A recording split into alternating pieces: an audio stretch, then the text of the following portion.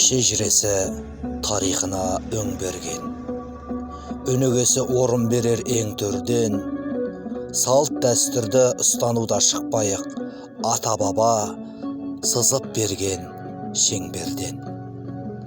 Бабаларым бек данышпан шетінен, зерттеумен ғалымдардың бекіген, ерінбестен оқып шығып ұққаным, әр балада болады екен шетімен.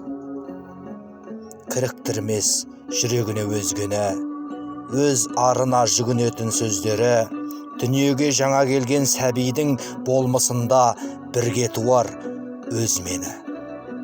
Туылғаннан табылатын жанынан, немереге кие болып дарыған, сіңіреді тағылым мен мейірім өз атасы әжесінің қанынан. Биік тұрар жиен үшін бағасы, ажырамас еш қашанда арасы, қасиетті бала бойға жинайды ата менен әжесінен нағашы.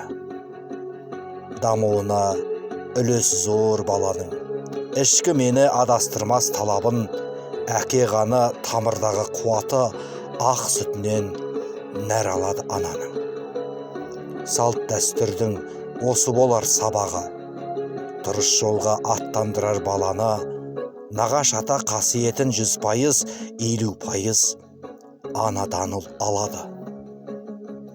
Текті ұрпақ, қаны таза, біз ғана өсет алып қарайтындай қызғана, әжесінен 100%-дық қасиет, әкесінен 50% қыз бала.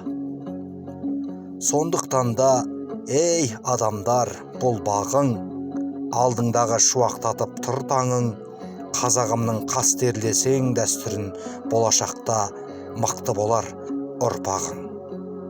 Баба жолын жүрген абзал ұлықтай, тазалықтың бастауы ол тұнықтай, үш ұрпақтың үндестігін сақтауды жүріңіздер, әр қазағым ұмытпай.